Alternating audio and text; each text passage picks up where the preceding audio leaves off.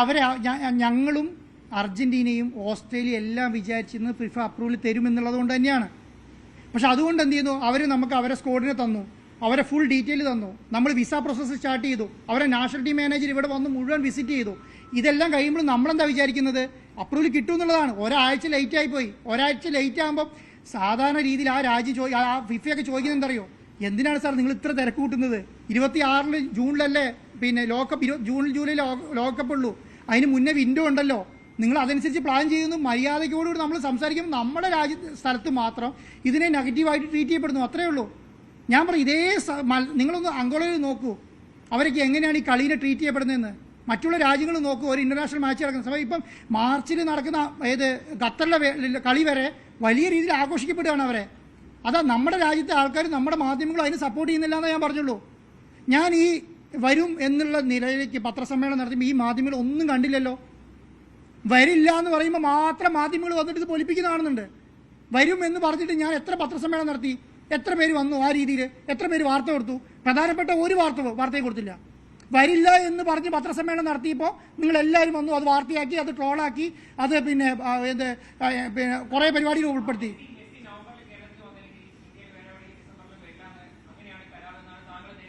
അതെ, അത് ഞാൻ തെറ്റിയാൽ നോക്കിയാൽ പോരെ. എന്നോട് സഹകരിക്കുന്ന ആൾക്കാരോട് അന്നത്തെ സിറ്റുവേഷൻ വേറെയാണ്. അന്നത്തെ സിറ്റുവേഷൻ എന്താണ്, അന്നത്തെ സിറ്റുവേഷൻ എനിക്ക് പുതിയ എഗ്രിമെന്റ് തരുമോ എന്നുള്ള പ്രശ്നത്തിൽ നിൽക്കുകയായിരുന്നു. അവർ പുതുക്കി തന്നു എഗ്രിമെന്റ്, പിന്നെ ഞാൻ അവരോട് സഹകരിച്ചാൽ പോരെ. അന്നത്തെ സിറ്റുവേഷൻ വരുമോ വരില്ലയോ എന്നുള്ള പ്രശ്നം നിൽക്കുന്ന സമയത്താണ് ഞാനത് പറയുന്നത്.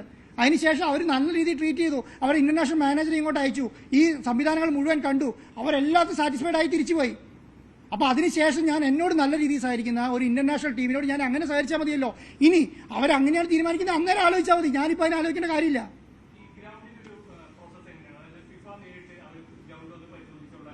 അല്ല, അതിന് അക്രഡിറ്റേഷൻ ഏജൻസികളുണ്ട്. ഇപ്പോൾ സിംഗപ്പൂരും മലേഷ്യയൊക്കെ ഫിഫ കൊടുത്ത ഏജൻസി ഉണ്ട്. അവരാണ് ഈ റിപ്പോർട്ട് സബ്മിറ്റ് ചെയ്യേണ്ടത്. റിപ്പോർട്ട് സബ്മിറ്റ് ചെയ്തിട്ട് അവർക്ക് ഓക്കെ ആണെങ്കിൽ അവർക്ക് അപ്രൂവൽ കൊടുക്കാം. അത് അവർ കൊടുക്കുന്ന അപ്രൂവൽ എല്ലാം ഡോക്യുമെന്റ്സ് എല്ലാം സാധാരണ അപ്രൂവ് ചെയ്യാറുണ്ട്.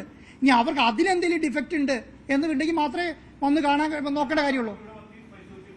അവർ വന്നു, ഒരു കഴിഞ്ഞ് പോയതാണ്. ഞാൻ ഈ പറയുന്ന മുഴുവൻ പ്ലാനും സ്കെച്ചും എന്തൊക്കെ ചെയ്യുന്നു എന്നുള്ള എക്സ്പ്ലെയിൻ ചെയ്ത് കൊടുത്തിട്ടുണ്ട്. മുഴുവൻ കാര്യങ്ങളും ഗവൺമെന്റ് എക്സ്പ്ലെയിൻ ചെയ്ത് കൊടുത്തിട്ടുണ്ട്, എല്ലാ കാര്യങ്ങളും. ഞാൻ പറയുന്നത് അത്ര ചെറിയ കാര്യമല്ലെന്നേ.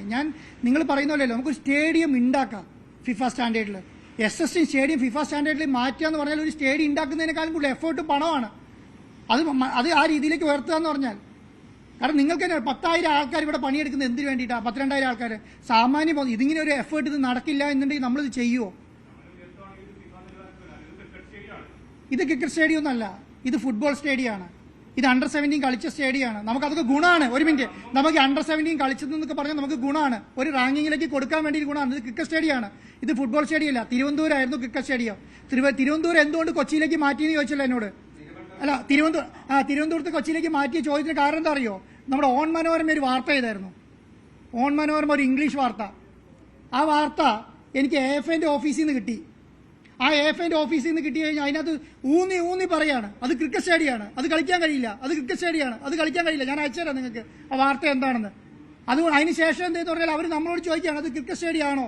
അല്ലെങ്കിൽ ശരിക്കും പറഞ്ഞാൽ അന്ന് അപ്രൂവൽ നമുക്ക് അറിയുന്നുണ്ടായിരുന്നില്ല, അപ്രൂവലിനെ കൊടുക്കുകയുള്ളായിരുന്നു. അപ്പോൾ ഞാൻ പറയുന്നത്, നിങ്ങൾ കേരളത്തിലെ ചെറിയ മാധ്യമങ്ങളാണെങ്കിൽ പോലും നിങ്ങൾ ചെയ്യുന്ന വാർത്തകൾ ഓൺലൈനിലുള്ളതുകൊണ്ട് എല്ലാവർക്കും കാണാൻ കഴിയുന്നുണ്ട്. അവരതെല്ലാം എടുത്തിട്ട് നമ്മളോട് ഫീഡ്ബാക്ക് ചോദിക്കുന്നുണ്ട്. അതാ ഞാൻ പറയുന്നത്, നിങ്ങൾ നെഗറ്റീവ് സ്പ്രെഡ് ചെയ്താൽ അതനുസരിച്ച് ബുദ്ധിമുട്ടാവും. അത് ഞാൻ ഇല്ലയെന്ന് പറയുന്നതല്ല. നിങ്ങൾ എന്തൊക്കെ നെഗറ്റീവ്, ഞാനിപ്പോൾ ഈ ചെയ്യുന്ന വാർത്താ സമ്മേളനം നിങ്ങൾ ഇംഗ്ലീഷിലേക്ക് ആക്കി അവർക്ക് അയച്ചു കൊടുത്താൽ അവർക്കത് മനസ്സിലാവും എന്താണ് ഞാൻ പറയുന്നത് എന്നുള്ള കാര്യം. നിങ്ങൾ നേരത്തെ പറഞ്ഞ കാര്യങ്ങളൊക്കെ കറക്റ്റായിട്ട് എത്തിച്ചിട്ടുണ്ട്. ഭയങ്കര പ്രതിബദ്ധതയോടുകൂടിയിട്ട് ഈ കാര്യങ്ങൾ ചെയ്യുന്നത് കൊണ്ട് എല്ലായിടത്തും എത്തിക്കേണ്ടടത്തൊക്കെ എത്തിക്കുന്നുണ്ട്. ആണ് അത് ക്രിക്കറ്റ് സ്റ്റേഡിയം ആയതുകൊണ്ട് തന്നെയാണ്. അതെ ഇപ്പം സർക്കാരിൻ്റെ ഭാഗത്തുനിന്ന് ഒരു പൈസ മുടക്കിയിട്ടില്ല. ഇപ്പം ഞാനാണ് മുടക്കിക്കൊണ്ടിരിക്കുന്നത്. അത് ഞാൻ മുടക്കാമെന്ന് പറഞ്ഞിട്ടുമുണ്ട്. ഞാൻ ഇതിനെ വളരെ ആത്മാർത്ഥതയോടുകൂടി സമീപിക്കുന്ന ഒരാളാണ്. ഞാൻ ആത്മാർത്ഥതയോടുകൂടിയാണ് സമീപിച്ചിട്ടുള്ളതും. എൻ്റെ മനസ്സിൽ മെസ്സിനെ കൊണ്ടുവരിക എന്നുള്ളത് മാത്രമല്ല ലക്ഷ്യം. ഈ കേരളത്തിൽ ഒരു ഇന്റർനാഷണൽ മാച്ചുകൾ നടക്കണം. ഇന്റർനാഷണൽ മാച്ചിലേക്ക് ഞാനിപ്പോൾ ചെറിയ ഉദാഹരണം പറയാം. 17-ാം തീയതിയാണല്ലോ നമ്മളിവിടെ മാച്ച് വെച്ചിരുന്നത്. കേരളത്തിലെ ഒരു ഹോട്ടൽ പോലും ബുക്കല്ലാത്തില്ല, എല്ലാം 100% ഒക്യുപ്പൻസിയാണ്. പ്രധാനപ്പെട്ട കടകളെല്ലാം അവർ അതിനനുസരിച്ചുള്ള ഒരുക്കങ്ങൾ നടത്തി. ഏത് രീതിയിലേക്ക് ഇവിടുത്തെ ടൂറിസം വളർന്നതെന്നറിയോ? അതനുസരിച്ച് കേരളത്തിൽ കാര്യങ്ങൾ നടക്കാൻ വേണ്ടിയിട്ടാണ് ഇത് ചെയ്യുന്നത്. കാരണം അത് ഞാൻ എന്നെ സപ്പോർട്ട് ചെയ്ത സർക്കാർ ഞാൻ അതിന് നന്ദി പറയാണ്. ഇത് നടന്നോ, ഈ 17-ാം തീയതി നടന്നോ നടന്നില്ല എന്നുള്ള എന്നെ സംബന്ധിച്ചുള്ള പ്രശ്നം. എന്നെ സംബന്ധിച്ചിടത്തോളം നമുക്ക് ഇതിന് സപ്പോർട്ട് ചെയ്ത് ഈ അവസ്ഥയിലേക്ക് എത്തിക്കുന്നതിലും ഈ ലെവലിലേക്ക് കൈകാര്യം ചെയ്യുന്നതിലുമാണ് എനിക്ക് സന്തോഷം.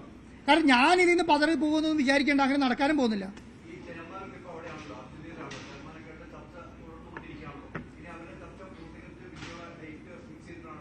അത്രേ ഉള്ളൂ. അല്ല, ഇപ്പോഴത്തെ സിറ്റുവേഷനിൽ പോസിറ്റീവാണ്. ഞാൻ ഇതിനെ നെഗറ്റീവായി കണ്ടിട്ടില്ല.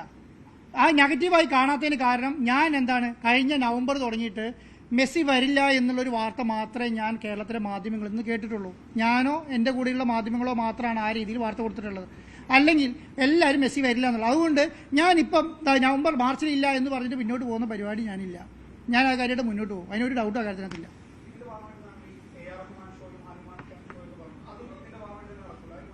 അല്ല, അത് മാറ്റമുണ്ട്. ഞാൻ എന്തായാലും കളീൻ്റെ ഭാഗമായിട്ട് നടത്താൻ കഴിയുള്ളൂ. അല്ല, ഞാൻ നടത്താൻ, കാരണം അത് ഞാനൊരു പ്രീ ലോഞ്ചാണ് പ്ലാൻ ചെയ്തത്. കളിക്ക് തൊട്ട് മുമ്പ് ഒരു ലോഞ്ച് ഫംഗ്ഷനാണ് പ്ലാൻ ചെയ്തിട്ടുള്ളത്. ആ ഭാഗത്ത് അത് നടത്താൻ വേണ്ടി ശ്രമിക്കും. അത് ചെയ്യും. അതിനപ്പുറത്തേക്ക് പറഞ്ഞു ചെയ്യില്ല.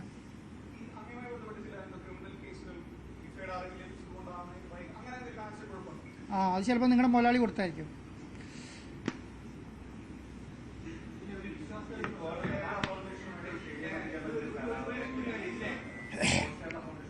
ഒരു വിവരാവകാശം കൊടുത്താൽ ഈ സർക്കാർ എല്ലാം കിട്ടും. വാങ്ങിക്കോ. അല്ല, അത് വാങ്ങിക്കോളൂ. മേടിച്ചിട്ട് അതിൽ നോക്കിയാൽ കറക്റ്റായിട്ട് അറിയാൻ പറ്റും എന്താ കാരണം.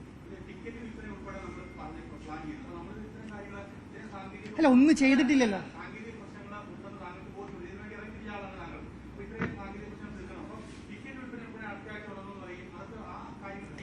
അതാണ് അന്നത്തെ ടിക്കറ്റ് വിൽപ്പന തുടങ്ങുന്നത് ഫിഫ അനുമതി കിട്ടിയതിന് ശേഷമാണ്. അല്ലെങ്കിൽ അനുമതി കിട്ടിയതിന് ശേഷം അനൗൺസ് ചെയ്തതിന് ശേഷം മാത്രമേ ഞാൻ പറഞ്ഞിട്ടുള്ളൂ.